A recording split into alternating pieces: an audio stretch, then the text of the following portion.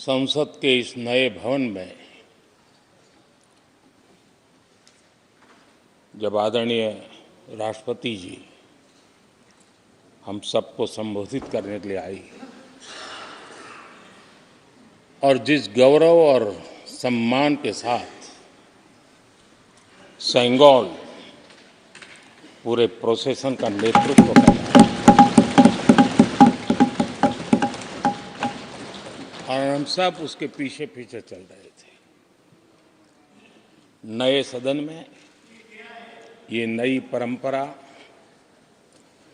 भारत के आज़ादी के उस पवित्र पल का प्रतिबिंब जब साक्षी बनता है तो लोकतंत्र की गरिमा कई गुना ऊपर चली जाती है।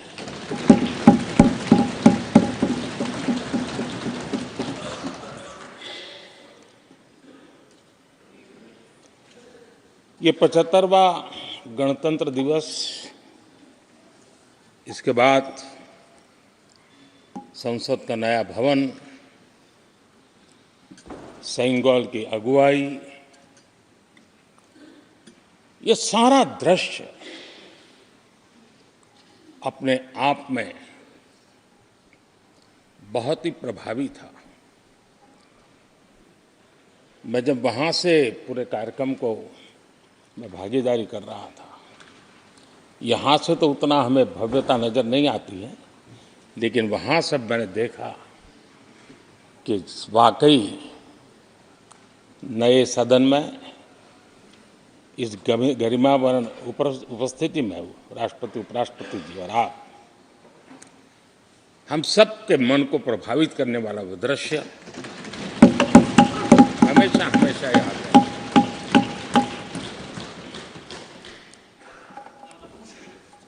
जिन माननीय करीब 60 से ज़्यादा माननीय सदस्यों ने राष्ट्रपति जी के आभार प्रस्ताव पर अपने अपने विचार रखे हैं, मैं विनम्रता के साथ अपने अपने विचार व्यक्त करने वाले सभी अपने माननीय सांसदगण का आभार व्यक्त करता हूँ। मैं विशेष रूप से विपक्ष ने जो संकल्प लिया है उसकी सराहना करता हूँ। उनके भाषण के एक एक बात से मेरा और देश का विश्वास पक्का हो गया है कि इन्होंने लंबे अरसे तक वहां रहने का संकल्प ले लिया।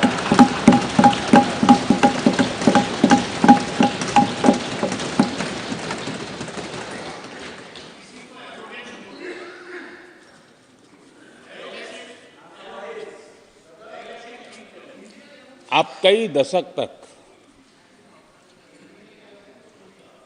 जैसे यहाँ बैठे थे वैसे ही कई दशक तक वहाँ बैठने का आपका संकल्प, और जनता जनार्दन तो ईश्वर का रूप होती है, और आप लोग जिस प्रकार से इन दिनों मेहनत कर रहे हैं, मैं पक्का मानता हूं कि ईश्वर रूपी जनता जनार्दन आपको जरूर आशीर्वाद देगी और आप जिस ऊंचाई पे हैं उससे भी अधिक ऊंचाई पर जरूर पहुंचेंगे और अगले चुनाव में दर्शक दिशा में दिखेंगे।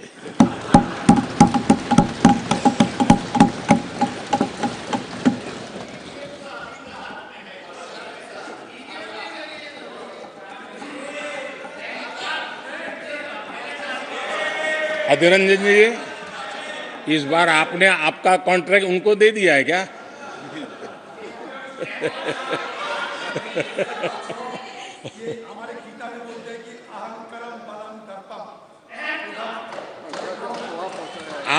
आपने इन्हीं चीजों को पचाया है।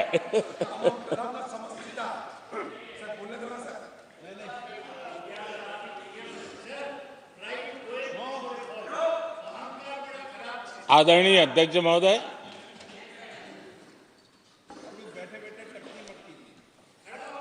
मैं देख रहा हूं कि आप में से बहुत लोग चुनाव लड़ने का हौसला भी खो चुके हैं। और मैंने सुना है बहुत लोग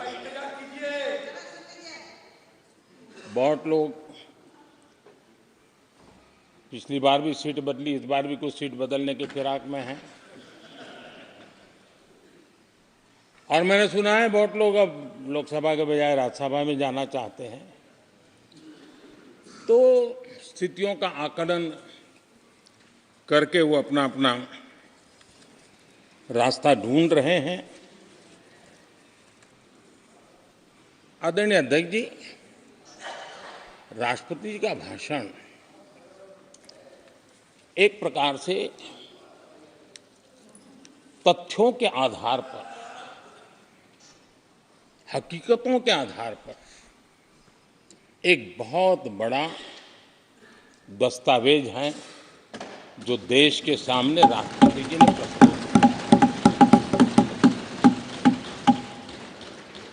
और इस पूरे दस्तावेज को आप देखेंगे तो उन हकीकतों को समेटने का प्रयास किया है जिससे देश किस स्पीड से प्रगति कर रहा है, किस स्केल के साथ गतिविधियों का विस्तार हो रहा है, उसका लेखा जोखा आदरणीय राष्ट्रपति जी ने प्रस्तुत किया है। आदरणीय राष्ट्रपति जी ने भारत के उज्जवल भविष्य को ध्यान में रखते हुए 4 मजबूत स्तंभों पर हम सबका ध्यान केंद्रित किया है। और उनका सही आकलन है कि देश के 4 स्तंभ जितने ज्यादा मजबूत होंगे, जितने ज्यादा विकसित होंगे, जितने ज्यादा समृद्ध होंगे, हमारा देश उतना ही समृद्ध होगा, उतना ही तेजी से समृद्ध होगा। और उन्होंने इन 4 स्तंभों का उल्लेख करते हुए देश की नारी शक्ति, देश की युवा शक्ति, देश के हमारे गरीब भाई बहन और देश के हमारे किसान, हमारे मछुआरे, हमारे पशुपालक, उनकी चर्चा की है। इनके सशक्तिकरण के माध्यम से राष्ट्र के विकसित भारत के लक्ष्य को प्राप्त करने की जो राह है, उसका स्पष्ट दिशा निर्देश आदरणीय राष्ट्रपति जी ने कहा है। अच्छा हो सकता है आपके यहाँ फिशरमैन माइनॉरिटी के ना हो सकता है आपके यहाँ पशुपालक माइनॉरिटी के ना हो सकता है किसान आपके यहाँ माइनॉरिटी के ना हो सकता है महिलाएं आपके यहाँ माइनॉरिटी में ना हो सकता है कि आपके यहाँ युवा में माइनॉरिटी। क्या हो गया है दादा? क्या देश के युवा जी की बात होती है? समाज के सब वर्ग नहीं होते हैं क्या? देश की नारी की बात होती है? देश की सभी नारी नहीं होती है? कब तक टुकड़ों में सोचते रहोगे? कब तक समाज को बांटते रहोगे? सब सीमा करो। बहुत तोड़ा देश को।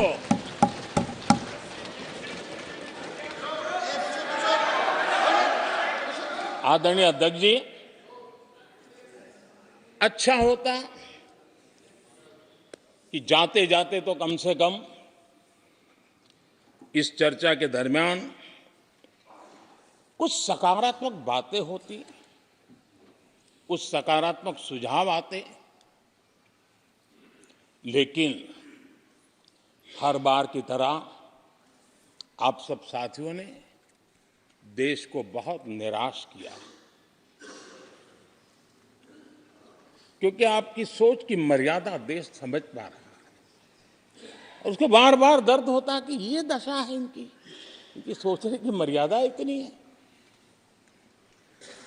आदरणीय अध्यक्ष जी, नेता तो बदल गए, लेकिन टेप रिकॉर्डर वही बज रही है, वही बातें, कोई नई बात आती नहीं, और पुरानी ढपली और पुराना राग वही चलता रहता है आपका। चुनाव का वर्ष था, थोड़ी मेहनत करते, कुछ नया निकाल करके लाते, जनता को जरा संदेश दे पाते, उसमें भी फेल गए आप। चलिए, ये भी मैं सिखाता हूं। आदरणीय अध्यक्ष जी, आज विपक्ष की जो हालत होगी ना, इसकी सबसे दोषी कांग्रेस पार्टी है।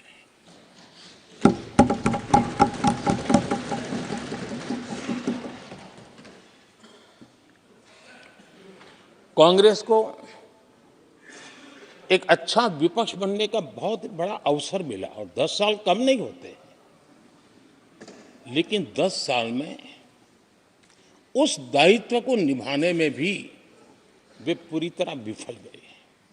और जब खुद विफल हो गए तो विपक्ष में और भी होनहार लोग हैं, उनको भी उभरने नहीं दिया, क्योंकि फिर मामला और गड़बड़ हो जाए। इसलिए हर बार यही करते रहे कि और भी विपक्षी जो तेजस्वी लोग हैं उनको दबा दिया जाए।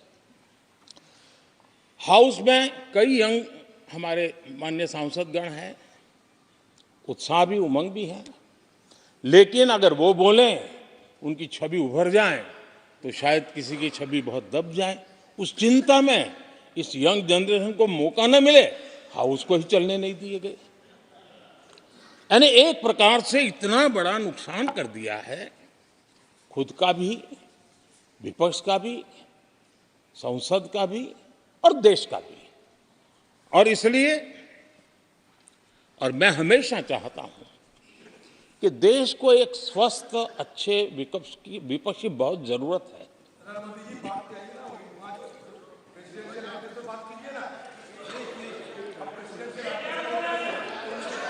देश ने जितना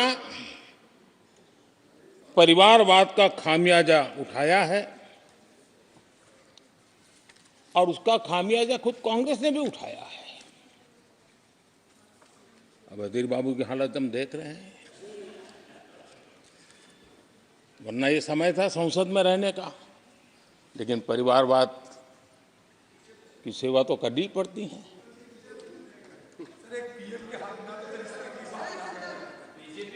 आदरणीय अध्यक्ष जी, अब हालत देखिए, हमारे खरगे जी इस सदन से उस सदन शिफ्ट हो गए, और गुलाम नबी जी तो पार्टी से ही शिफ्ट कर गए। ये सब परिवारवाद के भेंट चढ़ गए। एक ही प्रोडक्ट बार बार लॉन्च करने के चक्कर में कांग्रेस की दुकान ताला लगने की नौबत आ गई है। और ये दुकान हम नहीं कह रहे, आप लोग कह रहे हैं।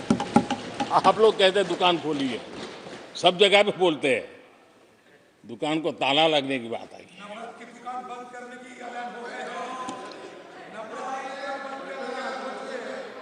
यहां हमारे दादा अपनी आदत छोड़ नहीं पाते हैं, वो वहां से बैठे बैठे कमेंट कर रहे हैं परिवारवाद की। मैं जरा समझा देता हूं, आज माफ करना अध्यक्ष महोदय, मैं जरा समय ले रहा हूं। आज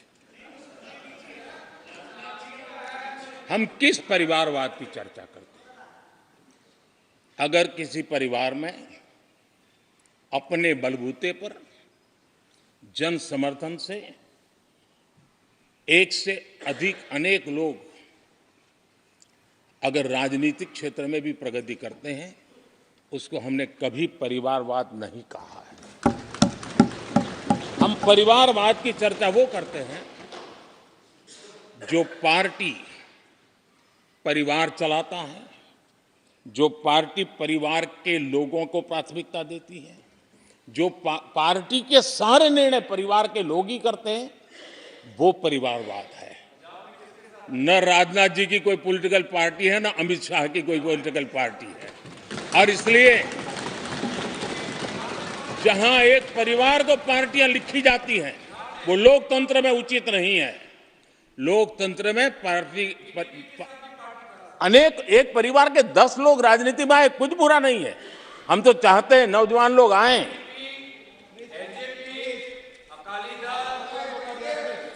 हम भी चाहते हैं ये इसकी चर्चा करिए। हमारे साथ, आपके साथ मेरा विषय नहीं है। देश के लोकतंत्र के लिए परिवारवादी राजनीति, पारिवारिक पार्टियों की राजनीति, ये हम सबकी चिंता का विषय होना चाहिए। और इसलिए मैं किसी परिवार के 2 लोग अगर प्रगति करते हैं, उसको तो मैं स्वागत करूंगा। 10 लोग प्रगति करें, मैं स्वागत करूंगा। देश में जितनी नई पीढ़ी अच्छे लोग आए, स्वागत योग्य है। सवाल यह है कि परिवार ही पार्टियां चलाती है। पक्का है कि ये अध्यक्ष नहीं होगा तो उसका बेटा होगा, ये नहीं होगा तो उसका बेटा होगा। ये लोकतंत्र का खतरा है। और इसलिए अच्छा हुआ दादा, थैंक यू। ये विषय कभी बोलता नहीं था, आज बोल दिया मैंने। आदरणीय अध्यक्ष जी, एक ही प्रोडक्ट को बार बार लॉन्च करने का भरपूर प्रयास हो रहा है।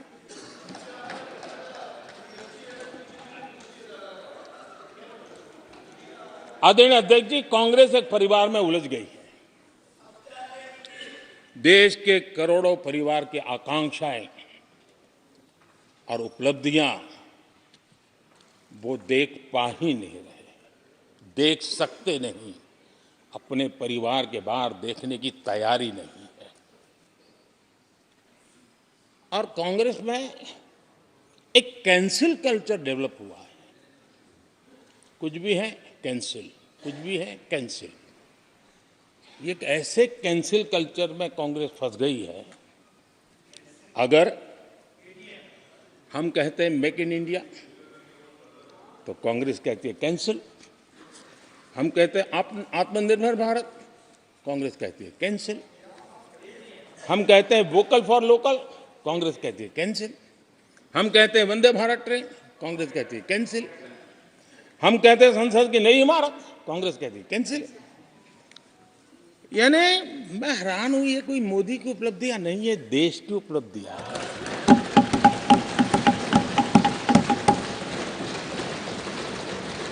इतनी नफरत कब तक पाले रखोगे? और उसके कारण देश की सफलताएं, देश के अचीवमेंट, उसको भी कैंसिल करके आप बैठ गए हो।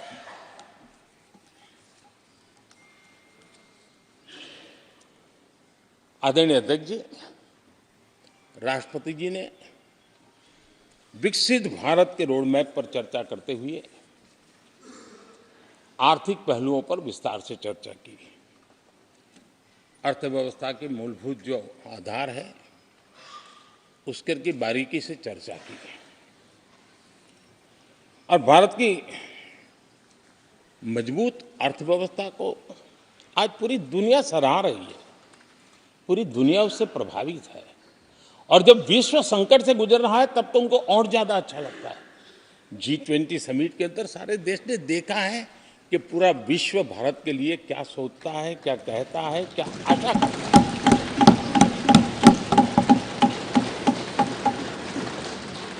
और इन सारे 10 साल के कार्यकाल के अनुभव के आधार पर आज की मजबूत अर्थव्यवस्था को देखते हुए जिस तेज गति से भारत विकास कर रहा है, उसकी बारीकियों को जानते हुए मैं विश्वास से कहता हूं, और इसीलिए मैंने कहा है कि हमारे तीसरे टर्म में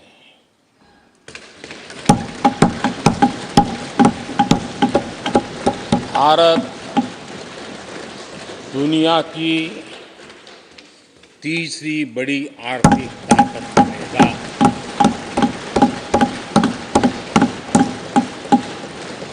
और ये मोदी की गारंटी है।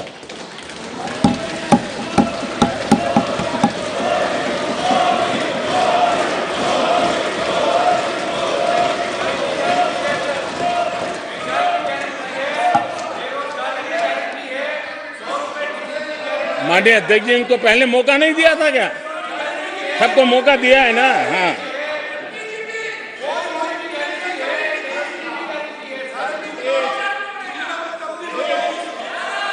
आदरणीय अध्यक्ष जी, जब हम दुनिया की तीसरी बड़ी आर्थिक शक्ति बनकर के उभरेंगे कहते हैं, तो हमारे विपक्ष में बैठे कुछ साथी कैसा कुतर्क देते हैं। वो कहते हैं इसमें क्या है, ये तो अपने आप हो जाएगा। क्या कमाल है आप लोगों की। मोदी का क्या है, ये तो अपने आप हो जाएगी। मैं जरा सरकार की भूमिका क्या होती है इस सदन के माध्यम से देश को और विशेष करके देश के युवा मन को बताना चाहता हूं, देश की युवा शक्तियों को बताना चाहता हूं कि होता कैसे है और सरकार की भूमिका क्या होती है। आदरणीय अध्यक्ष जी, 10 साल पहले 2014 में फरवरी महीने में जो इंटरिम बजट आया था,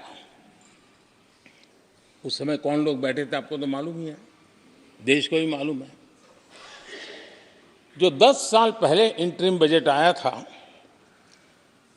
उसे पेश करते समय उस समय के वित्त मंत्री ने जो कहा था, मैं उसको कोट कर रहा हूं,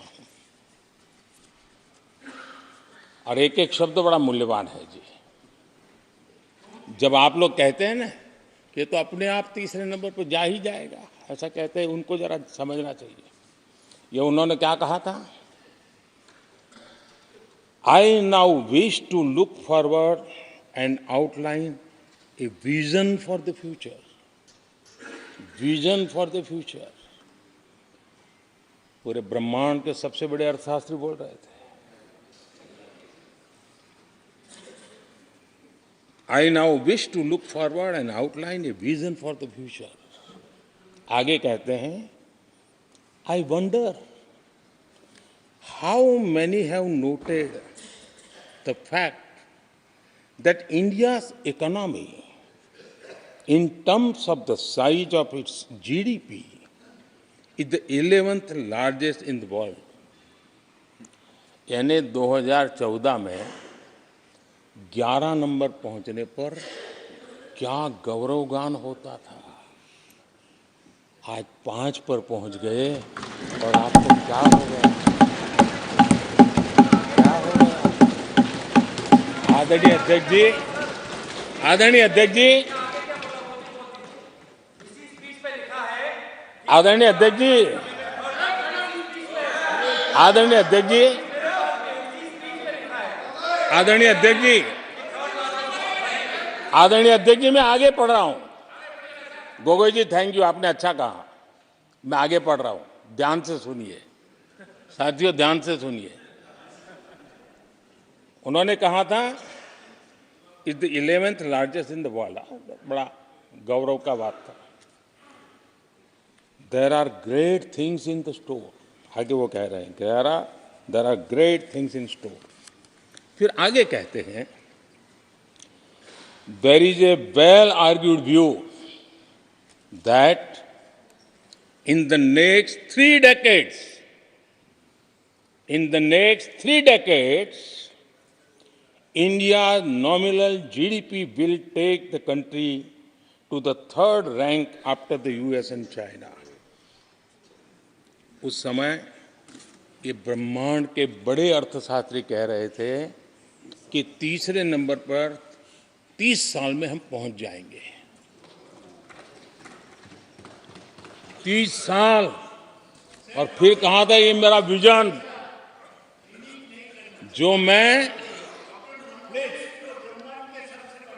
मनमोहन सिंह नहीं थे उस वक्त, मनमोहन सिंह नहीं थे। बहुत लोग हैं जो ये ख्यालों में रहते हैं वो ब्रह्मांड के सबसे बड़ी अर्थशास्त्री है। ये लोग 2014 में कह रहे हैं और विजन क्या देखते हैं? 2044 यानी 2044 तक तीसरी अर्थव्यवस्था की बात। ये इनकी सोच, ये इनकी मर्यादा, सपना भी देखने का सामर्थ्य खो चुके थे लोग। संकल्प तो दूर की बात थी। 30 साल का इंतजार करने के लिए मेरे देश की युवा पीढ़ी को कह कर गए थे, लेकिन हम आज आपके सामने विश्वास से खड़े हैं, इस पवित्र सदन में खड़े हैं, और मैं आपको विश्वास दिलाता हूं कि 30 साल हम नहीं लगने देंगे। ये मोदी की गारंटी है। मेरे तीसरे कार्यकाल में देश दुनिया की तीसरी आर्थिक शक्ति बन जाए।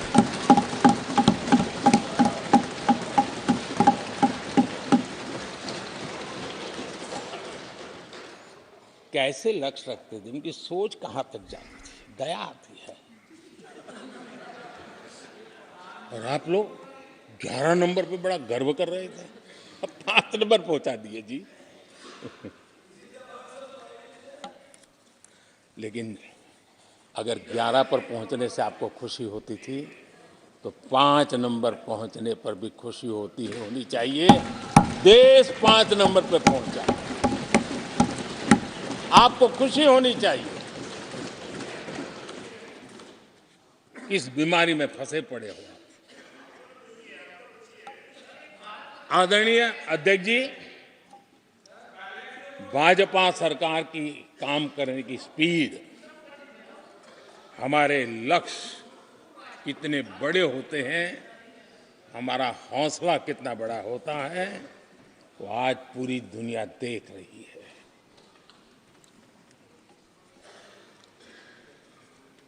और आदरणीय अध्यक्ष जी, एक कहावत है, हमारे उत्तर प्रदेश में खास ये कहावत कही जाती है, 9 दिन चले 2.5 कोस।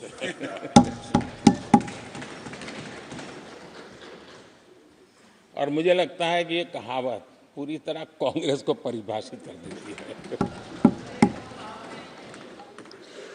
ये कांग्रेस की सुस्त रफ्तार, कांग्रेस की सुस्त रफ्तार का कोई मुकाबला नहीं। आज देश में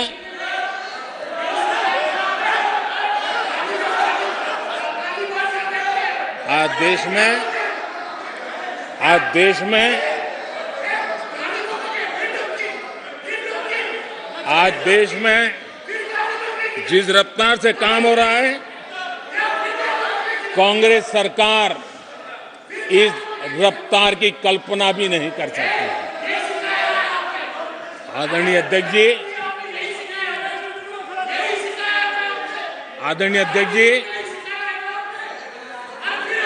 शहरी गरीबों के लिए हमने 400 घर हमने गरीबों के लिए, आदरणीय अध्यक्ष जी, हमने गरीबों के लिए 4 करोड़ घर बनाए।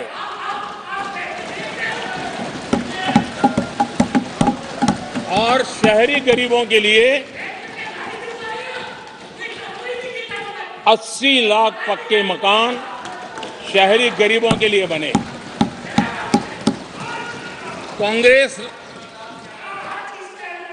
अगर कांग्रेस की रफ्तार से घर बने होते तो क्या हुआ होता, मैं इसका हिसाब लगाता हूं।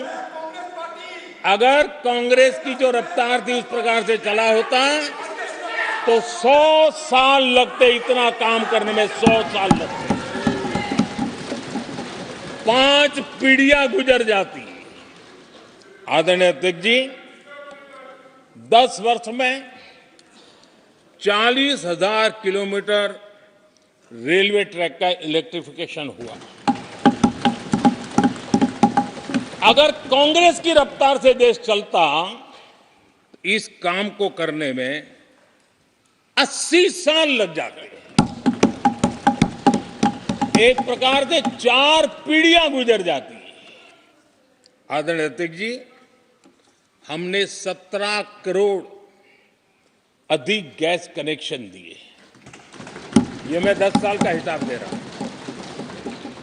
अगर कांग्रेस की चाल से चलते तो ये कनेक्शन देने में और 60 साल लग जाते। 3 पीढ़ियां धुएं में खाना पकाते पकाते गुजर जाती। आदरणीय अध्यक्ष जी, हमारी सरकार ने सैनिटेशन कवरेज 40% से 100% तक पहुंची है। अगर कांग्रेस की रफ्तार होती तो ये काम होते होते 60-70 साल और लगते और कम से कम 3 पीढ़ियां गुजर जाती, लेकिन गारंटी नहीं होता कि नहीं होता। आदरणीय अध्यक्ष जी, कांग्रेस की जो मानसिकता है, जिसका देश को बहुत नुकसान हुआ है, कांग्रेस ने देश के सामर्थ्य पर कभी भी विश्वास नहीं किया।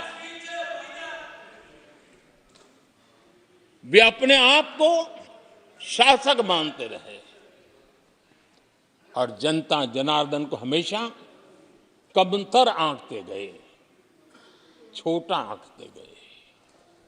आदरणीय अध्यक्ष जी, देश के नागरिकों के लिए कैसा सोचते थे,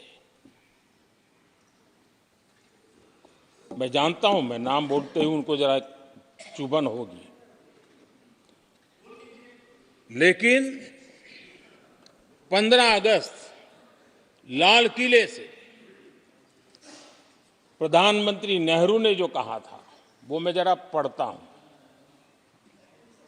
लाल किले से भारत के प्रथम प्रधानमंत्री ने जो कहा था वो पढ़ रहा हूं, नेहरू जी ने।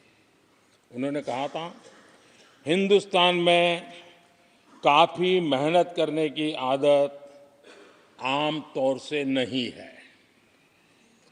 हम इतना काम नहीं करते जितना कि यूरोप वाले या जापान वाले या चीन वाले या रूस वाले या अमेरिका वाले करते हैं। ये नेहरू जी लाल किले से बोल रहे हैं। यह न समझिए, यह न समझिए कि यह न समझिए कि वह कौमें, ये न समझिए कि वह कौमें कोई जादू से खुशहाल हो गई। वो मेहनत से हुई है और अक्ल से हुई है। ये उनको सर्टिफिकेट दे रहे हैं, भारत के लोगों को नीचा दिखा रहे हैं। यानी नेहरू जी की भारतीयों के प्रति सोच थी कि भारतीय आलसी है। नेहरू जी की भारतीयों के लिए सोच थी कि भारतीय कम अक्ल के लोग होते हैं। और आदरणीय अध्यक्ष जी, इंदिरा जी की सोच भी उससे ज्यादा अलग नहीं थी। इंदिरा जी ने जो लाल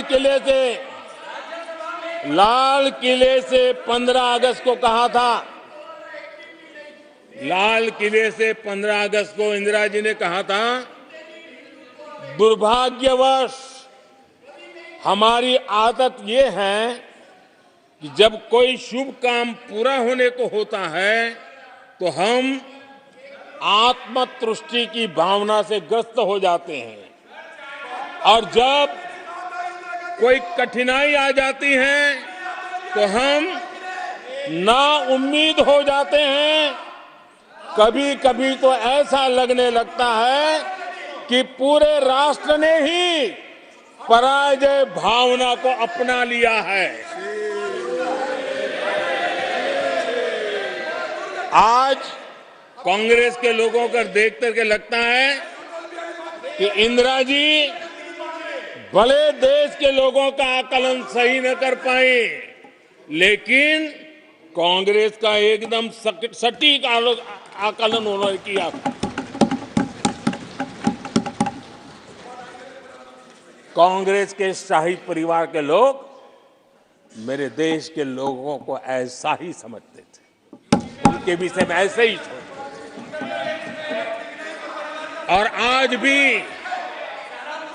भी वही सोच देखने को मिलती है। माननीय अध्यक्ष जी,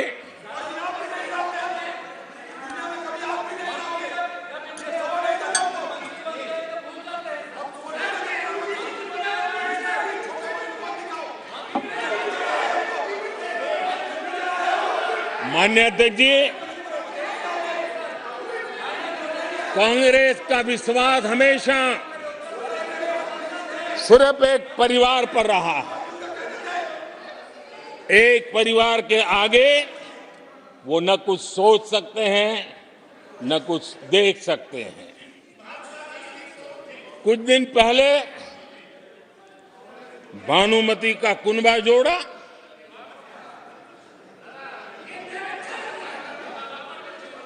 लेकिन फिर एकला चलो रे करने लग गए। कांग्रेस के लोगों ने नया नया मोटर मैकेनिक का काम सीखा है और इसलिए अलाइनमेंट क्या होता है उसका ज्ञान तो हो गया होगा, लेकिन मैं देख रहा हूं अलायंस का ही अलाइनमेंट बिगड़ गया।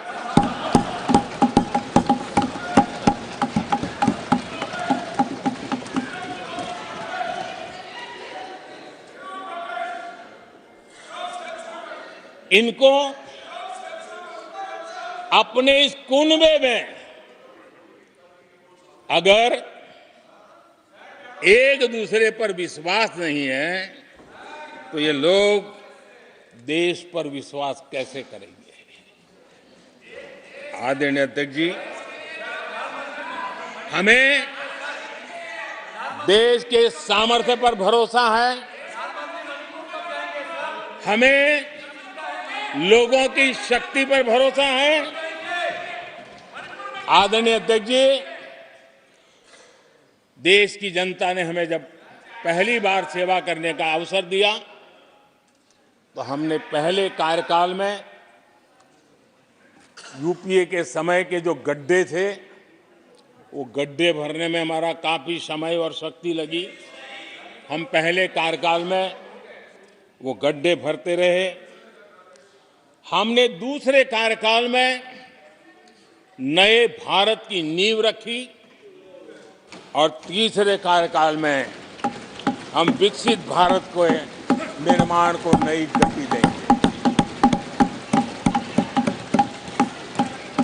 आदरणीय अध्यक्ष जी, पहले कार्यकाल में हमने स्वच्छ भारत, उज्ज्वला,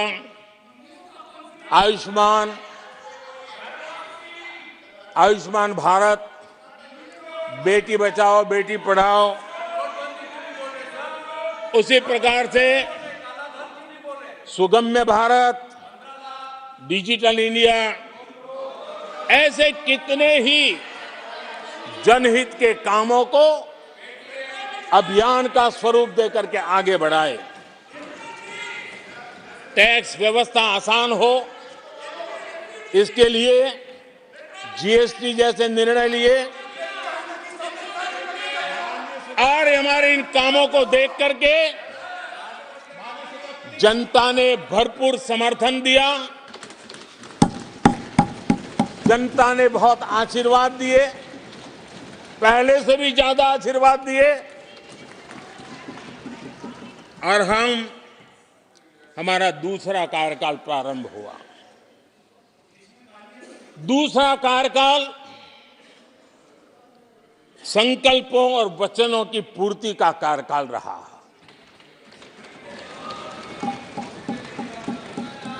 जिन उपलब्धियों का देश लंबे समय से इंतजार कर रहा था, वो सारे काम हमने दूसरे कार्यकाल में पूरे होते देखे। हम सब ने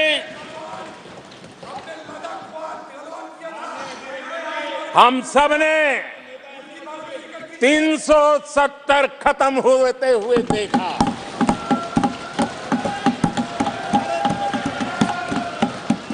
इन्हीं माननीय सांसदों के आंखों के सामने और उनके वोट की ताकत से 370 गया।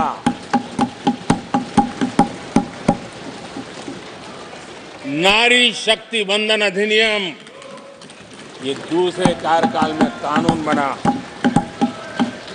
आदरणीय अध्यक्ष जी, अंतरिक्ष से लेकर के ओलंपिक तक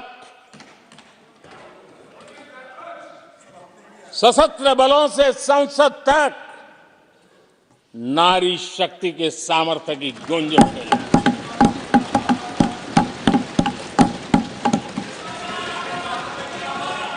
ये नारी शक्ति के सशक्तिकरण को आज देश ने देखा है। आदरणीय अध्यक्ष जी, उत्तर से दक्षिण तक, पूरब से पश्चिम तक लोगों ने दशकों से अटकी भटकी लटकी योजनाओं को समयबद्ध तरीके से पूरे होते हुए देखा। आदरणीय अध्यक्ष जी, अंग्रेजी शासन के पुराने दंड प्रधान कानूनों से हम please please please please please माननीय सदस्यगण, सदन के नेता बोल रहे हैं, आपको प्लीज आप समझाइए। सदन के नेता बोल रहे हैं, आपको मैंने सबको पर्याप्त समय पर्याप्त अवसर दिया था। यह तरीका गलत है, यह हमें मर्यादा बना के रखना पड़ेगा। प्लीज बैठे बैठे कोई टिप्पणी नहीं करेगा। Please please please please no, गलत तरीका, गलत तरीका। माननीय प्रधानमंत्री जी,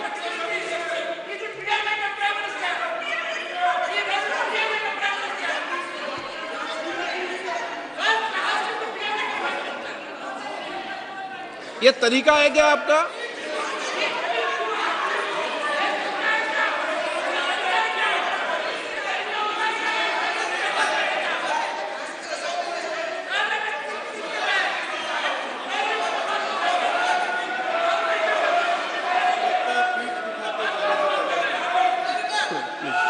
प्लीज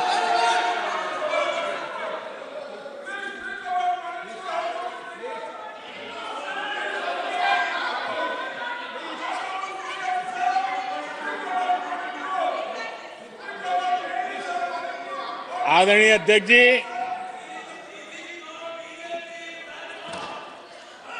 अंग्रेजी शासन के पुराने कानून जो दंड प्रधान थे, उन दंड प्रधानों से के कानूनों से हट करके हमने न्याय संहिता तक प्रगति की।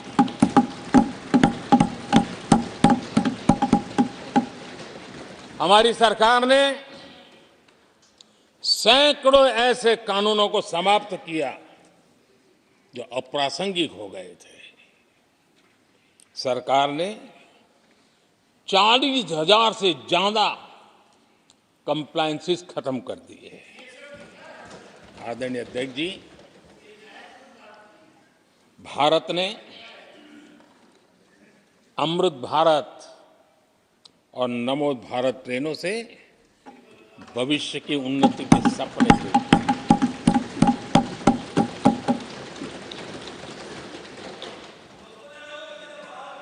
आदरणीय अध्यक्ष जी, देश के गांव-गांव ने, देश के कोटि-कोटि जनों ने विकसित भारत की संकल्प यात्रा देखी है और सैचुरेशन के पीछे कितनी मेहनत की जाती है, उसके हक की चीज उसको मिले, उसके दरवाजे दस्तक देकर के देने का प्रयास देश पहली बार देख रहा है।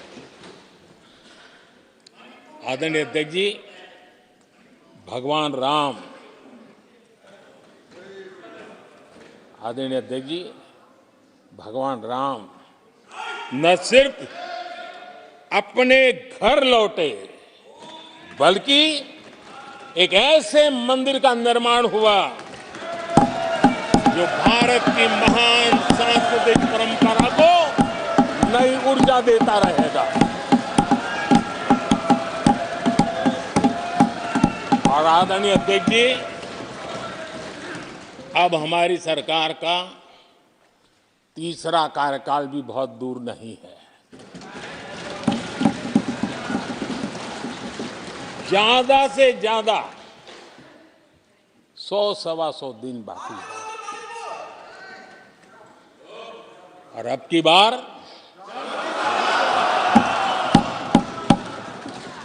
पूरा देश कह रहा है, अब की बार खड़गे जी भी कह रहे हैं। लेकिन अध्यक्ष जी, मैं आमतौर पर ये आंकड़े के चक्कर में नहीं पड़ता, लेकिन मैं देख रहा हूं देश का मिजाज एनडीए को तो 400 पार करवा ही के रहेगा, लेकिन भारतीय जनता पार्टी को 370 सीट अवश्य देगा।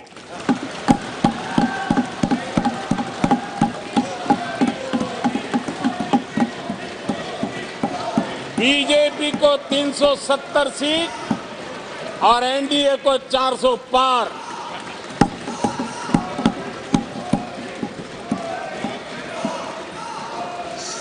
सभा की कार्रवाई इस विषय की समाप्ति तक बढ़ा दी जाए।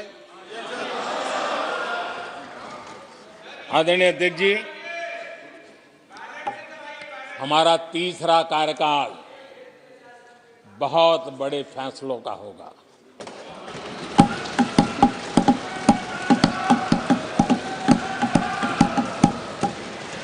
मैंने लाल किले से कहा था और राम मंदिर प्राण प्रतिष्ठा के समय भी मैंने उसको दोहराया था।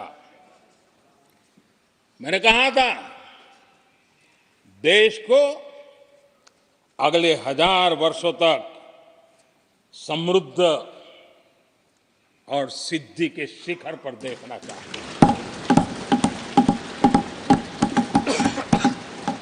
तीसरा कार्यकाल अगले 1000 वर्षों के लिए एक मजबूत नींव रखने का कार्यकाल होगा।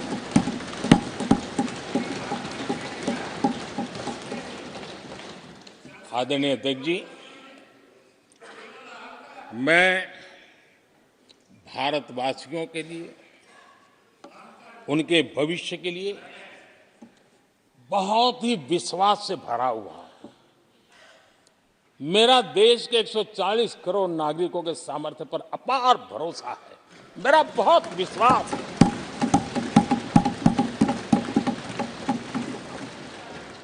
दस वर्षों में 25 करोड़ लोग गरीबी से बाहर आए, ये सामर्थ्य दिखाता है। आदरणीय अध्यक्ष जी, मैंने हमेशा कहा है कि गरीब को अगर साधन मिले, गरीब को अगर संसाधन मिले, गरीब को अगर स्वाभिमान मिले, तो हमारा गरीब गरीबी को परास्त करने का सामर्थ्य रखता है। और हमने वो रास्ता चुना और मेरे गरीब भाइयों ने गरीबी को परास्त करके दिखाया है। और इसी सोच के साथ हमने गरीब को साधन दिए, संसाधन दिए, सम्मान दिया, स्वाभिमान दिया। 50 करोड़ गरीबों के पास आज बैंक खाता है। कभी वो बैंक से गुजर नहीं पाता। 4 करोड़ गरीबों के पास पक्का घर है।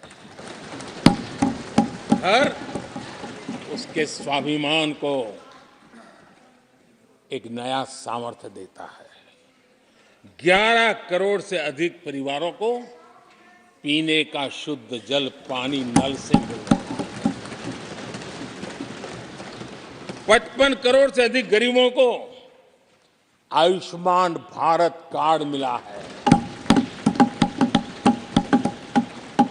घर में कोई भी बीमारी आ जाए, उस बीमारी के कारण फिर से वो गरीबी की तरफ लुढ़क ना जाए, उसको भरोसा है कितनी भी बीमारी क्यों ना आ जाए, मोदी बैठा है।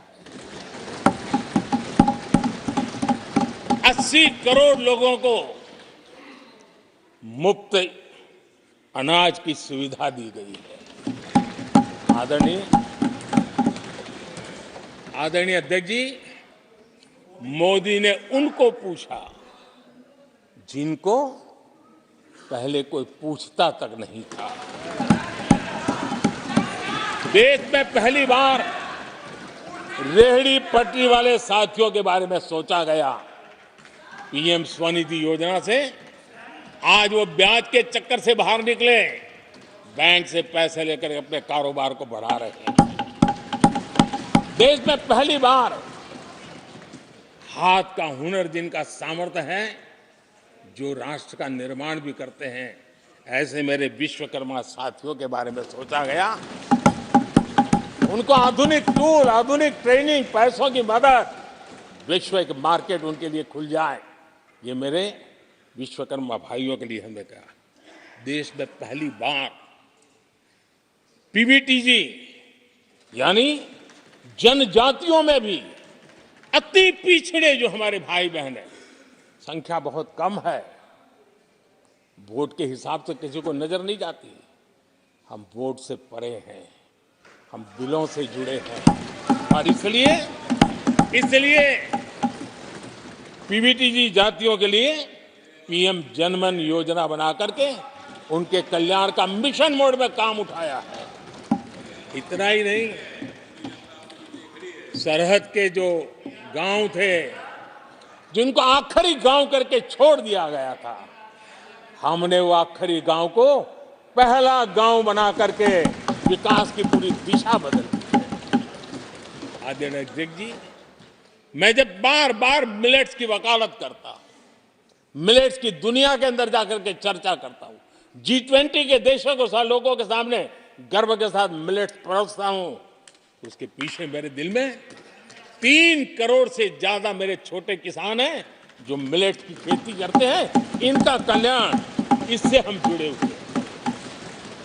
आदरणीय अध्यक्ष जी, जब मैं वोकल फॉर लोकल की बात करता हूं, जब मैं मेक इन इंडिया की बात करता हूं, तब मैं करोड़ों गृह उद्योग, लघु उद्योग, कुटीर उद्योग, उससे जुड़े हुए मेरे लाखों परिवारों के साथ उनके कल्याण के लिए सोचता हूं। आदरणीय अध्यक्ष जी, खादी, कांग्रेस पार्टी ने उसको भुला दिया, सरकारों ने भुला दिया। आज मैं खादी के ताकत देने में सफलतापूर्वक आगे बढ़ा हूं, क्योंकि खादी के साथ, हैंडलूम के साथ करोड़ों बुनकरों की जिंदगी लगी हुई है। मैं उनके कल्याण को देखता हूं। आदरणीय अध्यक्ष जी, हमारी सरकार हर कोने में गरीबी को निकालने के लिए, गरीब को समृद्ध बनाने के लिए अनेक विविध प्रयासों को कर रही है। जिनके लिए वोट बैंक ही था, उनके लिए उनका कल्याण संभव नहीं था। हमारे लिए उनका कल्याण राष्ट्र का कल्याण है और इसलिए हम उसी रास्ते पर चल पड़े। आदरणीय अध्यक्ष जी, कांग्रेस पार्टी ने, यूपीए सरकार ने ओबीसी समुदाय के साथ भी कोई न्याय नहीं किया, अन्याय किया। इन लोगों ने ओबीसी नेताओं का अपमान करने में कोई कोर कसर नहीं छोड़ी है। कुछ दिन पहले जब कर्पूरी ठाकुर जी को भारत रत्न दिया, हमने वो सम्मान किया। लेकिन याद करिए, उस कर्पूरी ठाकुर अति पिछड़े समाज से ओबीसी समाज के उस महापुरुष के साथ क्या व्यवहार हुआ था,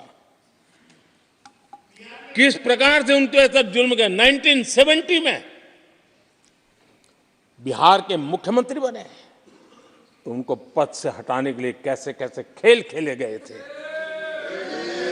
उनकी सरकार अस्थिर करने के लिए क्या कुछ नहीं किया गया था। आदरणीय अध्यक्ष जी, कांग्रेस को अति पिछड़ा व्यक्ति बर्दाश्त नहीं हुआ था। 1987 में जब कांग्रेस के पास पूरे देश में उनका झंडा फहरता था, सत्ता ही सत्ता थी, तब उन्होंने कर्पूरी ठाकुर को प्रतिपक्ष के नेता के रूप में स्वीकार करने से मना कर दिया। और कारण क्या दिया? वो संविधान का सम्मान नहीं कर सकते। जिस कर्पूरी ठाकुर ने पूरा जीवन लोकतंत्र के सिद्धांतों के लिए, संविधान की मर्यादाओं के लिए खपा दिया, उनका अपमान करने का काम कांग्रेस पार्टी ने किया था। आदरणीय अध्यक्ष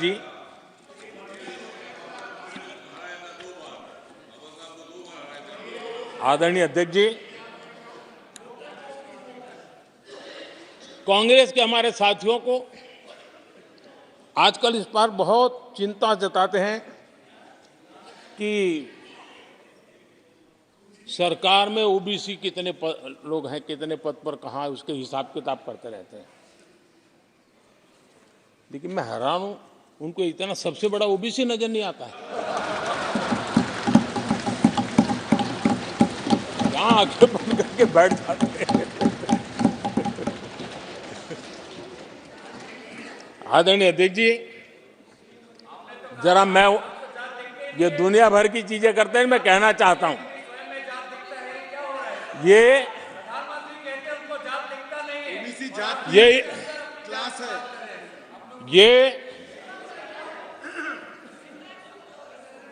यूपीए के समय एक एक्स्ट्रा कॉन्स्टिट्यूशनल बॉडी बनाई गई थी, जिसके सामने सरकार की कुछ नहीं चलती थी। नेशनल एडवाइजरी काउंसिल, जरा कोई निकाल करके देखे उसमें क्या कोई ओबीसी था क्या? जरा निकाल के देखिए। इतनी बड़ी बड़ी पावरफुल बॉडी बनाई थी और वो तो अपॉइंट कर रहे थे। आदरणीय अध्यक्ष जी, पिछले 10 वर्षों में नारी शक्ति के सशक्तिकरण को लेकर के अनेक विध कदम उठाए गए। नारी के नेतृत्व में समाज के सशक्तिकरण पर काम किया गया है। आदरणीय अध्यक्ष जी, अब देश की बेटी, हिंदुस्तान में कोई ऐसा सेक्टर नहीं है जहां देश की बेटियों के लिए दरवाजे बंद हो।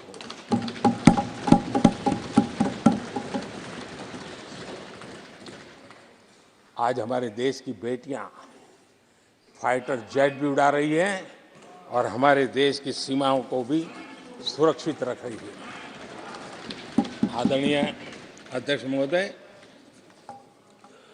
ग्रामीण व्यवस्था, अर्थव्यवस्था हमारी, women self help group 10 crore बहनें जुड़ी है और आर्थिक गतिविधि करती है और ग्रामीण अर्थव्यवस्था को वो नई ताकत दे रही है। और मुझे आज खुशी है कि इन प्रयासों का परिणाम है कि आज करीब करीब 1 करोड़ लखपति दीदी आज देश में बनी। और जब मेरी उनसे बातें होती है, उनका जो आत्मविश्वास देखता हूं, मेरा पक्का विश्वास है हम जिस तरह आगे बढ़ रहे हैं, आने वाले हमारे कार्यकाल में 3 करोड़ लखपति दीदी हमारे देश के अंदर देखेंगे। आप कल्पना कर सकते हैं गांव की अर्थव्यवस्था को कितना बड़ा बदलाव हो जाएगा। आदरणीय अध्यक्ष जी, हमारे देश में बेटियों के संबंध में जो पहले सोच थी, समाज के घर में घुस गई थी, दिमाग में भी घुस गई थी, आज वो सोच कितनी तेजी से बदल रही है। थोड़ा सा बारीकी से देखेंगे तो हमें पता चलेगा कितना बड़ा सुखद बदलाव आ रहा है। पहले अगर बेटी का जन्म होता था तो चर्चा होती थी, अरे खर्चा कैसे उठाएंगे, उसको कैसे पढ़ाएंगे, उसके आगे की जिंदगी का एक प्रकार से कोई बोझ है, ऐसी चर्चाएं हुआ करती थी। आज बेटी पैदा होती है तो पूछा जाता है, अरे सुकन्या समृद्धि अकाउंट खुला कि नहीं खुला। बदलाव। आदरणीय जी, पहले सवाल होता था प्रेग्नेंट होने पर नौकरी नहीं कर पाओगे। पहले ये बात होती थी प्रेग्नेंट होने पर नौकरी नहीं कर पाओगे। आज कहा जाता है 26 हफ्ते की पेड लीव और बाद में भी अगर चाहिए तो मिलेगी। ये बदलाव होता है। पहले समाज में सवाल होते थे कि महिला होकर नौकरी क्यों करना चाहती हो, क्या पति की सैलरी कम पड़ रही, ऐसे सवाल होते थे। आज लोग पूछ रहे हैं, मैडम आपका जो स्टार्टअप है ना बहुत प्रगति कर रहा है, क्या मुझे नौकरी मिलेगी। ये बदल है।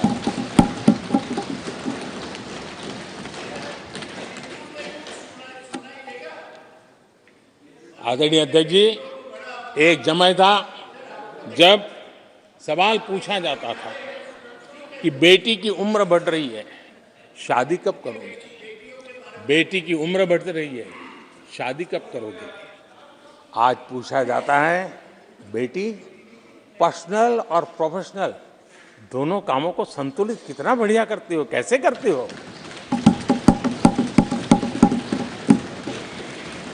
आदरणीय अध्यक्ष जी, एक समय था घर में कहा जाता था कि घर के मालिक घर पे है कि नहीं है, ऐसा पूछा जाता था। घर के मुखिया को बुलाइए, ऐसा कहते थे।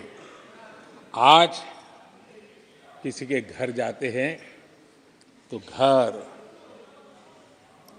महिला के नाम पर, बिजली का बिल उसके नाम पर आता है, पानी गैस सब उसके नाम पर, तो परिवार के मुखिया की जगह आज मेरी माताएं बहन से। ये बदलाव अमृतकाल में विकसित भारत का हमारा जो संकल्प है ना, इसकी एक बहुत बड़ी शक्ति के रूप में उभरने वाला है और मैं उस शक्ति के दर्शन कर पा रहा हूं। आदरणीय अध्यक्ष महोदय,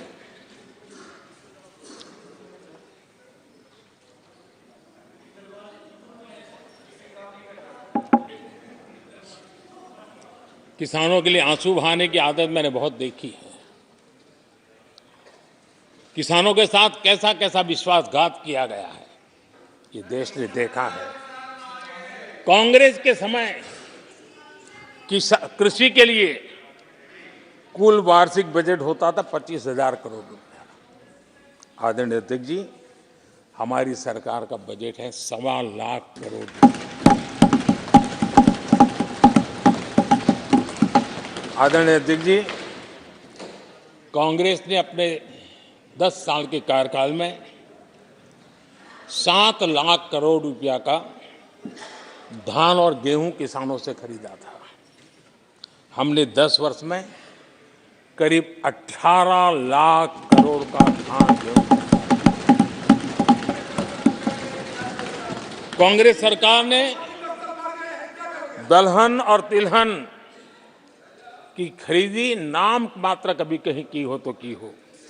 हमने 1.25 करोड़ रुपए से भी अधिक का दलहन और तिलहन खरीद किया है।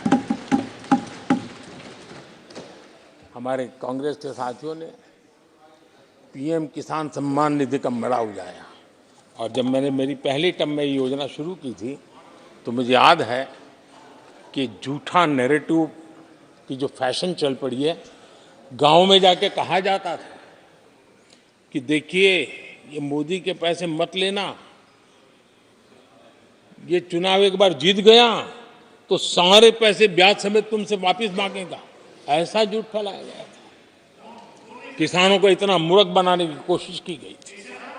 आदरणीय अध्यक्ष जी, पीएम किसान सम्मान निधि 2,80,000 करोड़ रुपए हमने भेजे।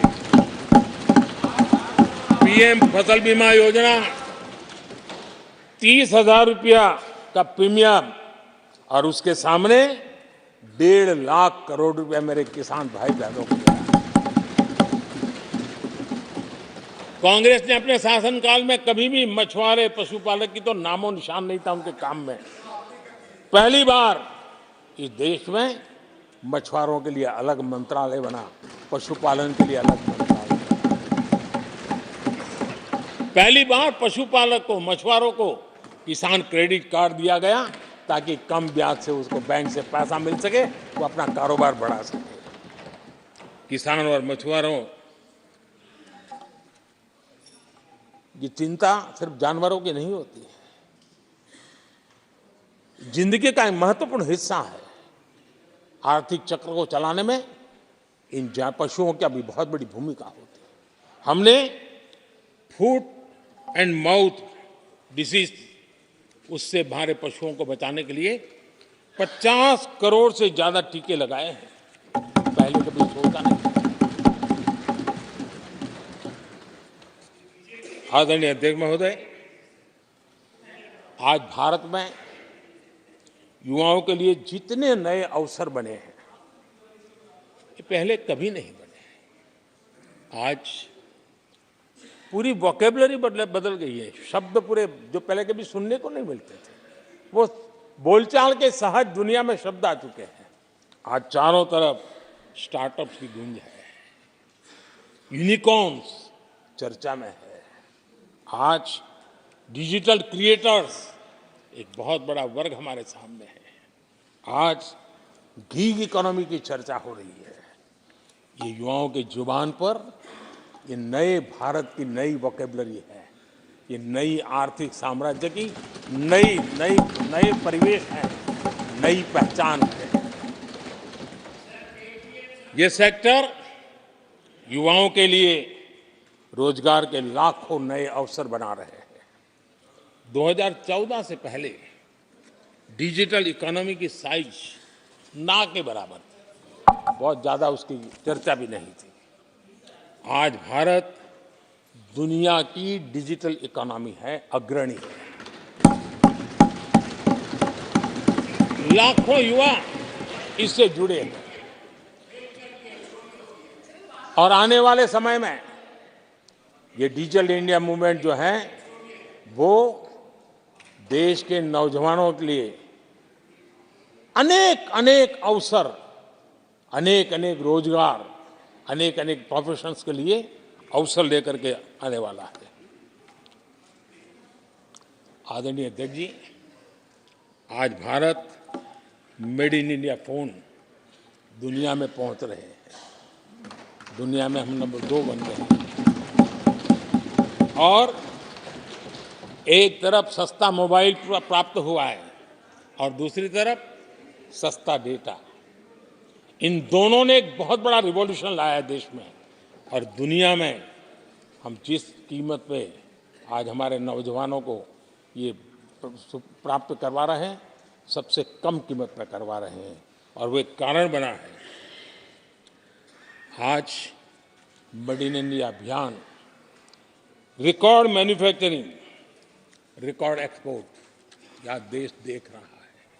आदरणीय जी, ये सारे काम हमारे नौजवानों के लिए सबसे ज्यादा रोजगार लाने वाले काम हैं, सबसे ज्यादा रोजगार के अवसर पैदा करते हैं। आदरणीय अध्यक्ष महोदय, 10 वर्ष में टूरिज्म सेक्टर में अभूतपूर्व उछाल आया है। हमारे देश में ये ग्रोथ और टूरिज्म सेक्टर ऐसा है जिसमें कम से कम पूंजी निवेश में अधिक से अधिक लोगों को रोजगार देने वाला अवसर है और सामान्य से सामान्य व्यक्ति को भी ये रोजगार देने वाला अवसर है। स्वरोजगार की सबसे ज्यादा संभावनाएं वाला टूरिज्म क्षेत्र है। 10 वर्ष में एयरपोर्ट 2 गुने बने। भारत सिर्फ एयरपोर्ट बने ऐसा नहीं है, भारत दुनिया का तीसरा बड़ा डोमेस्टिक एविएशन सेक्टर बना, दुनिया के तीसरे बड़े। हम सबको खुशी होनी चाहिए। भारत की जो एयरलाइंस कंपनियां हैं, उन्होंने 1000 नए एयरक्राफ्ट के ऑर्डर दिए। देश में 1000 नए एयरक्राफ्ट, और जब इतने सारे हवाई जहाज ऑपरेट होंगे, सारे एयरपोर्ट कितने धमधमते होंगे, कितने पायलट्स की जरूरत पड़ेगी, कितने हमें क्रू मेंबर चाहिए, कितने इंजीनियर चाहिए, कितने ग्राउंड सर्विस के लिए लोग चाहिए। यानी रोजगारी के नए नए क्षेत्र खुलते जा रहे हैं। एविएशन सेक्टर भारत के लिए एक बहुत बड़ा नया अवसर बनकर के आया है। आदरणीय अध्यक्ष जी, हमारी कोशिश नहीं है कि इकोनॉमी को हम फॉर्मलाइज करने की दिशा में मजबूती से कदम उठाएं, युवाओं को नौकरी भी मिले, सोशल सिक्योरिटी भी मिले। इन दोनों को लेकर के और आपने जिन बातों के आधार पर हम निर्णय करते हैं और देश में भी माना जाता है, वो एक होता है डाटा ईपीएफओ का।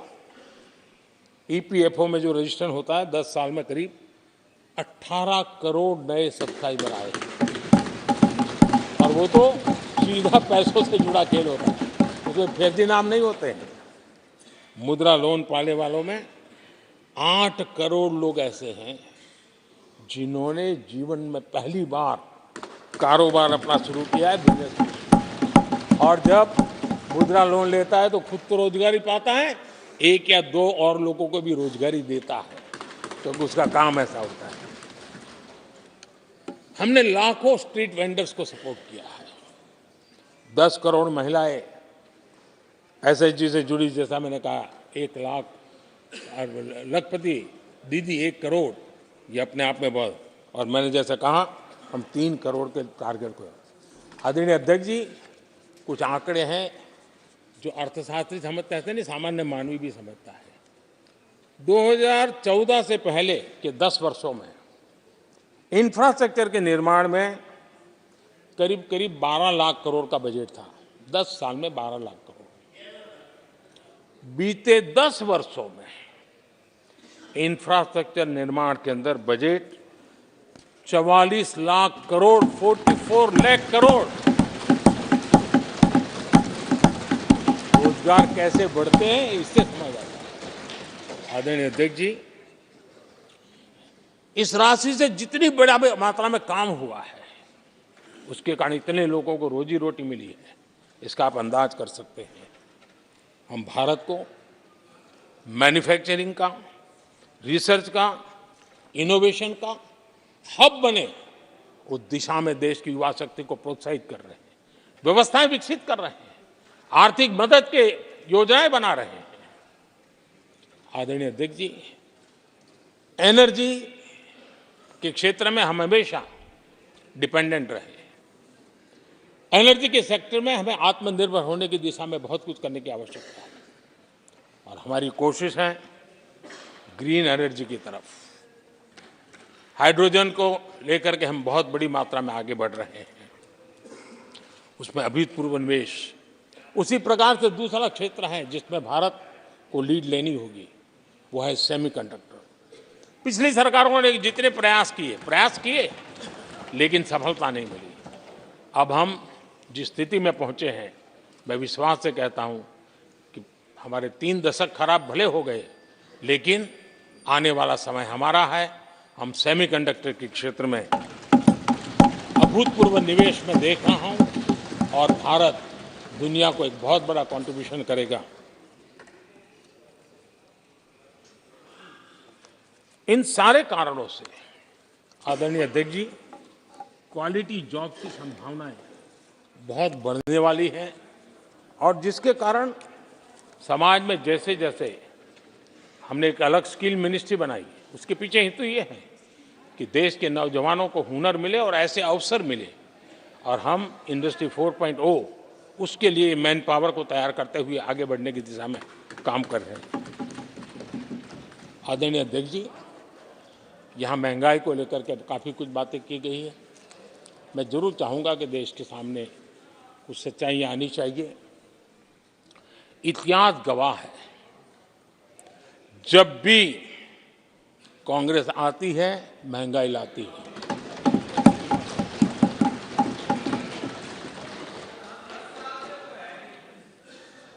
मैं कुछ वक्तव्य इस सदन में आज कहना चाहता हूं और किसी की आलोचना करने के लिए नहीं कह रहा हूं, लेकिन हो सकता है कि हमारी बात जो समझ नहीं पाते हैं वो अपने लोगों की बात को समझने का प्रयास करेंगे। कहा गया था कभी, और किसने कहा था वो मैं बाद में कहूंगा, हर चीज की कीमत बढ़ जाने की वजह से मुसीबत फैली है, आम जनता उनमें फंसी है। ये स्टेटमेंट ऑफ फैक्ट किसका है? ये कहा था हमारे पंडित नेहरू जी ने, लाल किले से कहा था उस समय। हर चीज की कीमत बढ़ जाने की वजह से मुसीबत फैली है, आम जनता उनमें फंसी है। ये उस समय की बात है। उन्होंने माना था लाल किले से, चारों तरफ महंगाई बढ़ी है। अब इस वक्तव्य के 10 साल के बाद, नेहरू जी के इस वक्तव्य के 10 साल के बाद, एक और वक्तव्य का कोट आपके सामने रखता हूं। आप लोग, मैं कोट बता रहा हूं, आप लोग आजकल भी कुछ दिक्कतों में हैं, परेशानियों में हैं, महंगाई की वजह से।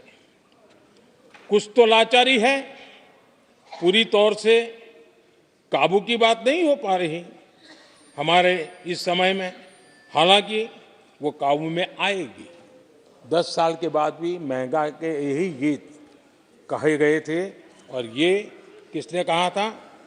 फिर से ये नेहरू जी ने कहा था उन्हीं के कार्यकाल में। तब देश का पीएम रहते उन्होंने 12 साल हो चुके थे, लेकिन हर बार महंगाई कंट्रोल में नहीं आ रही है, महंगाई के कारण आपको मुसीबत हो रही है, इसी के गीत गाते रहे थे। आदरणीय अध्यक्ष जी, अब मैं एक और भाषण का हिस्सा पढ़ रहा हूं। जब देश आगे बढ़ता है तो कुछ हद तक कीमतें भी बढ़ती हैं।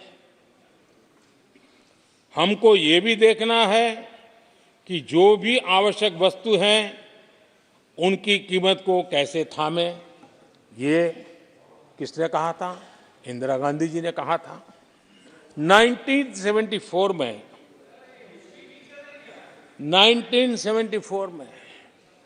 जब देश में सारे उन्होंने दरवाजे ताले लगा दिए थे, लोगों को जेल में बंद कर दिया था, 30% महंगाई थी, 30%।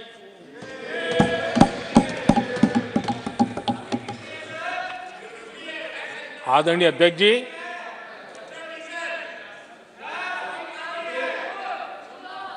अपने भाषण में यहां तक कहा गया था, क्या कहा था? आप चौंक जाएंगे। उन्होंने कहा था अगर जमीन न हो, यानी कुछ पैदावार के लिए जमीन न हो, तो अपने गमले और कनस्तर में सब्जी उगा लें।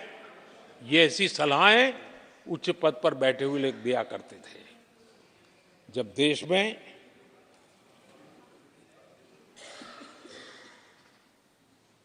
महंगाई को लेकर के 2 गाने सुपरहिट हुए थे हमारे देश में। घर घर गाए जाते थे। एक, महंगाई मार गई, और दूसरा, महंगाई डायन खाए जा, डायन खाए जा था। और ये दोनों गाने कांग्रेस के शासनकाल में आए। आदरणीय अध्यक्ष जी, यूपीए के शासनकाल में महंगाई डबल डिजिट में थी, डबल डिजिट में महंगाई थी, इसको नकार नहीं सकते हैं। और यूपी का सरकार का तर्क क्या था जी? असंवेदनशीलता। ये कहा गया था कि महंगी आइसक्रीम खा सकते हो तो महंगाई का रोना क्यों रो रहे हो, ये कहा गया था, ये कहा गया था। जब भी कांग्रेस आई है उसने महंगाई को ही मजबूत किया। आदरणीय अध्यक्ष जी, हमारी सरकार ने महंगाई को लगातार नियंत्रण में रखा है। दो दो युद्ध के बावजूद और 100 साल में आए सबसे बड़े संकट के बावजूद महंगाई नियंत्रण में है और हम कर पाए हैं।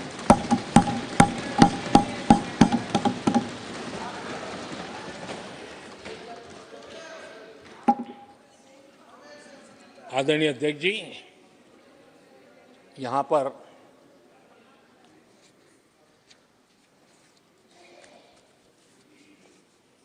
बहुत गुस्सा व्यक्त किया गया। जितना हो सका उतने कठोर शब्द में गुस्सा व्यक्त किया गया। उनका दर्द मैं समझता हूं, उनकी मुसीबत और ये गुस्सा मैं समझता हूं, क्योंकि तीर निशाने पर लगा है।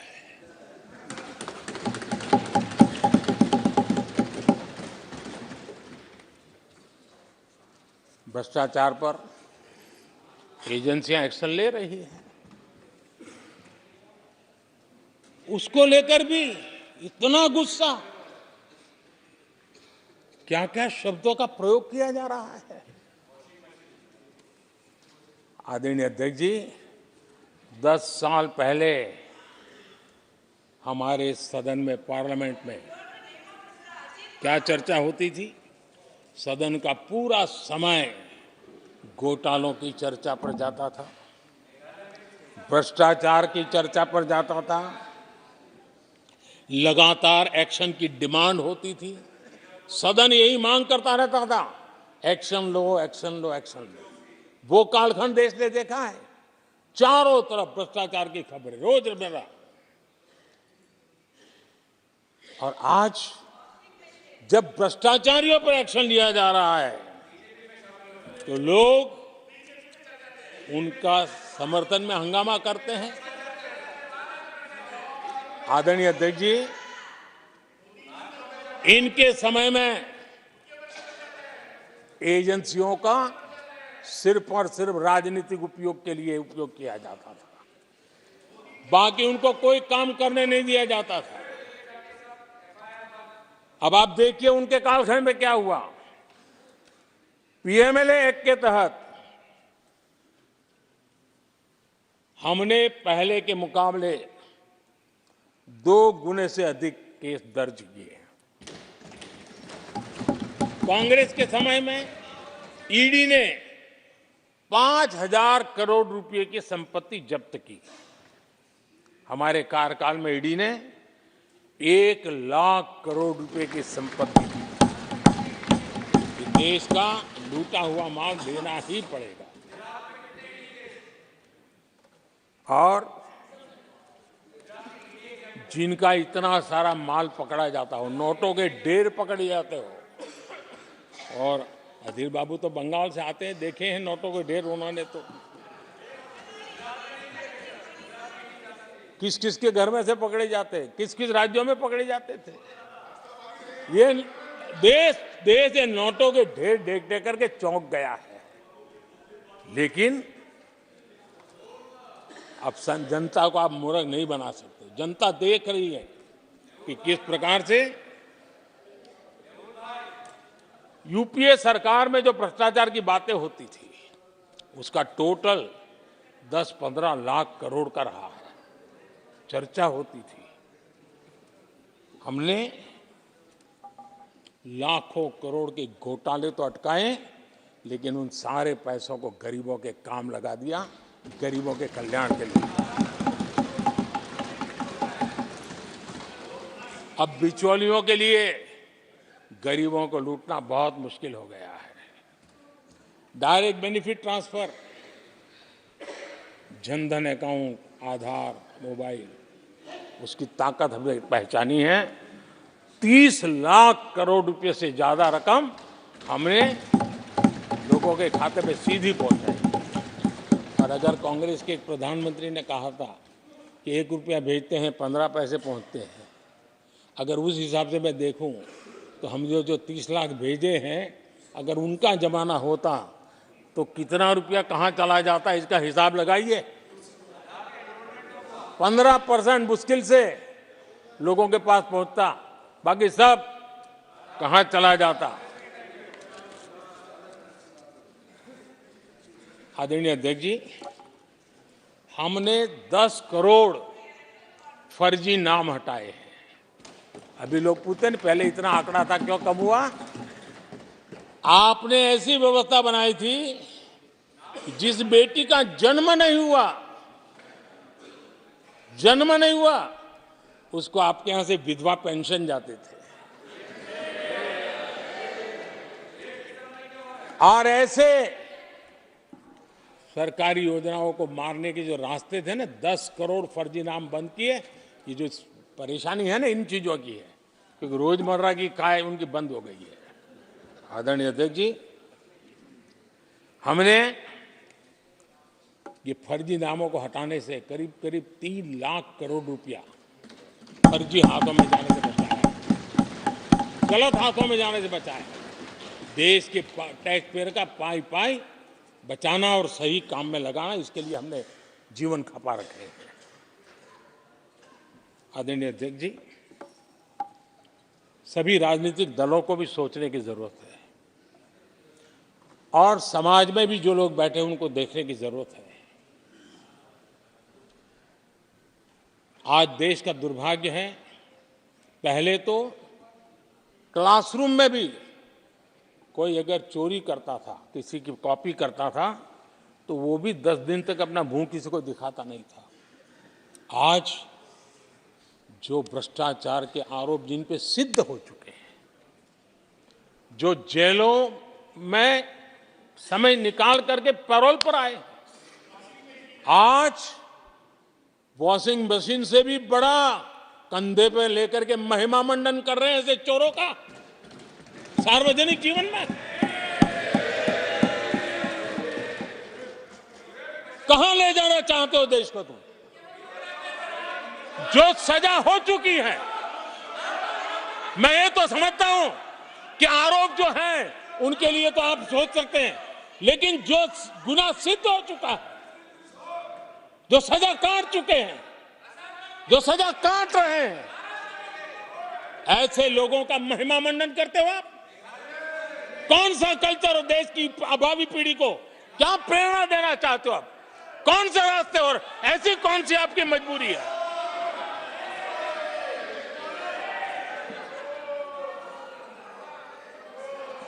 और ऐसे लोगों का महिमा मंडन किया जा रहा है, उनको महान बताया जा रहा है। जहां संविधान का राज है, जहां लोकतंत्र है, माननीय अध्यक्ष जी, ऐसी बातें लंबी नहीं चल सकती हैं। ये लोग लिख करके रखें, ये जो महिमा मंडन का काम चल रहा है उनका, वो अपने ही खात्मे की चिट्ठी पे सिग्नेचर कर रहे हैं लोग।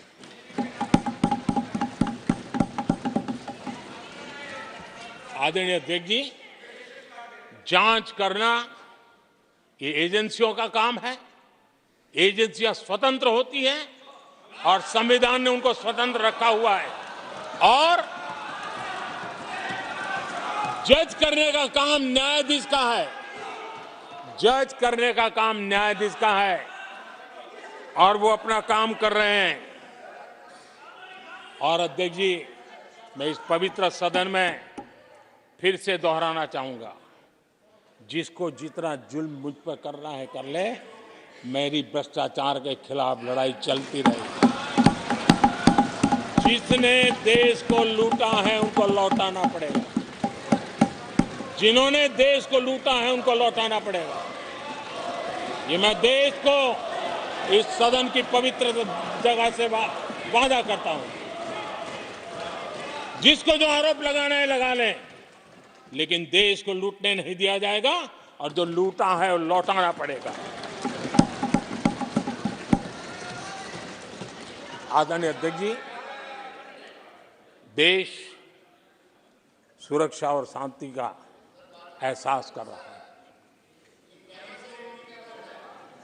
देश पिछले 10 वर्ष की तुलना में सुरक्षा के क्षेत्र में देश आज वाकई सशक्त हुआ है।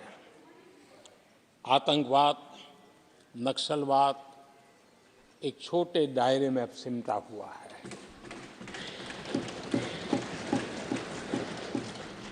लेकिन भारत की जो टेररिज्म के प्रति जीरो टॉलरेंस नीति है, आज पूरे विश्व को भी भारत की इस नीति की तरफ चलने के लिए मजबूर होना पड़ा।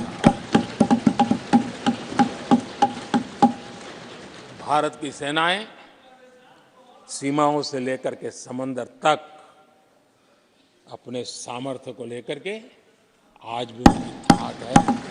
हमें हमारी सेना के पराक्रम पर गर्व होना चाहिए।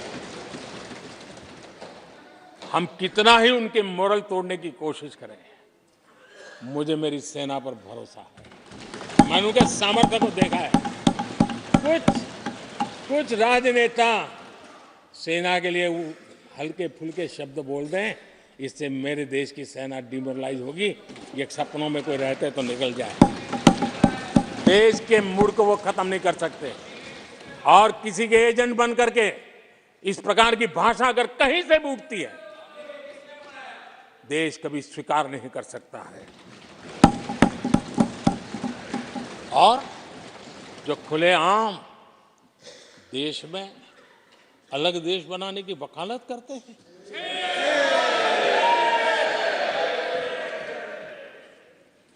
जोड़ने की बातें छोड़ो, तोड़ने की कोशिश करिए। आ रही आपके अंदर क्या पड़ा हुआ है? क्या इतने टुकड़े करके अभी भी आपके मन को समाधान नहीं हुआ है?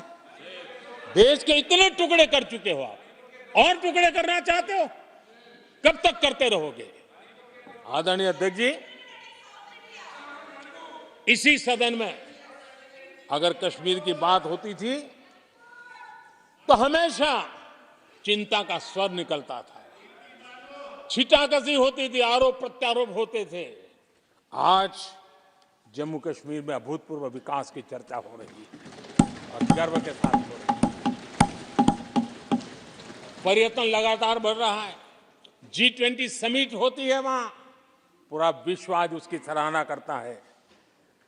आर्टिकल 370 को लेकर के कैसा हुआ बना के रखा था। कश्मीर के लोगों ने जिस प्रकार से उसको गले लगाया है, कश्मीरी जनता ने जिस प्रकार से गले लगाया है, और आखिर के ये समस्या किसकी देन थी? किसने देश के माथे पर मारा था? किसने भारत के संविधान के अंदर इस प्रकार की दरार करके रखी हुई थी? आदरणीय अध्यक्ष जी, अगर नेहरू जी का नाम लेते हैं तो उनको बुरा लगता है, लेकिन कश्मीर को जो समस्याएं झेलनी पड़ी उसके मूल में उनकी ये सोच थी और उसी का परिणाम है देश को भुगतना पड़ा।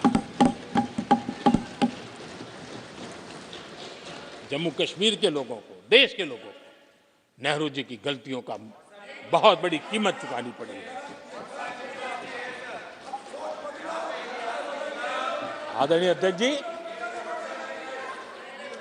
वो भले गलतियां करके गए, लेकिन हम मुसीबतें झेल करके भी गलतियों सुधारने के लिए हमारी कोशिश जारी रखें। हम रुकने वाले नहीं हैं।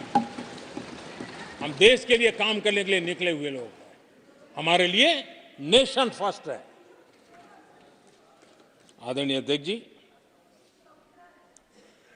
मैं सभी राजनीतिक दलों के नेताओं से आग्रह करूंगा, सभी माननीय सदस्यों से आग्रह करूंगा।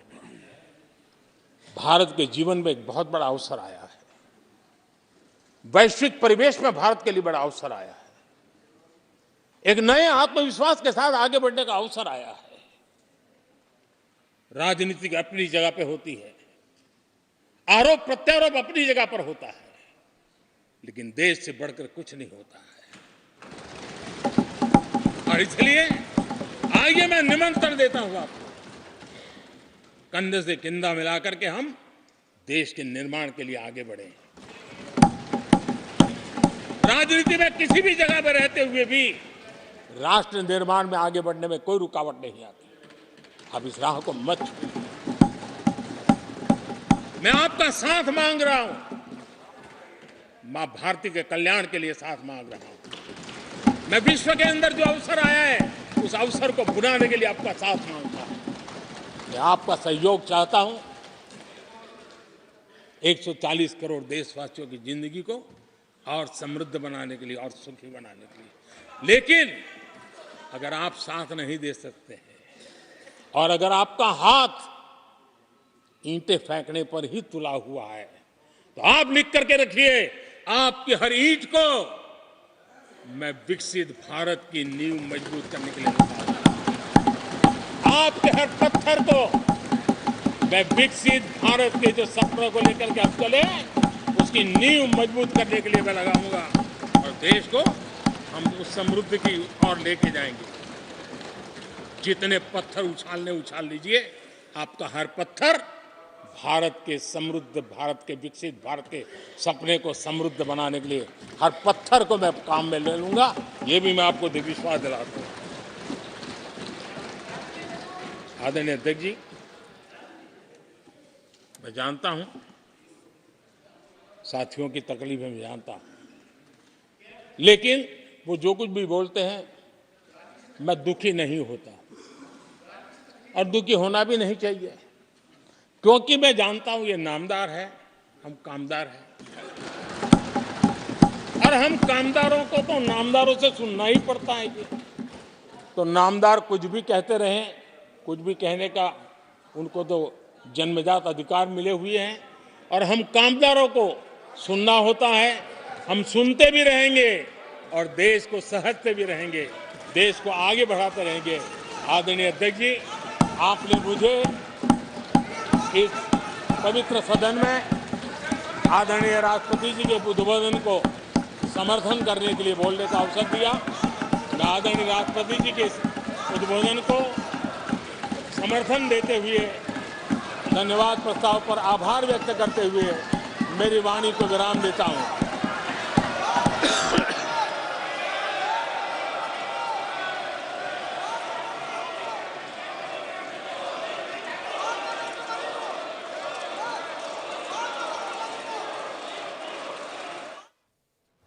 प्रधानमंत्री नरेंद्र मोदी का भाषण आप सुन रहे थे सदन से डायरेक्ट लाइव और राष्ट्रपति के उद्बोधन पर बजट पर जो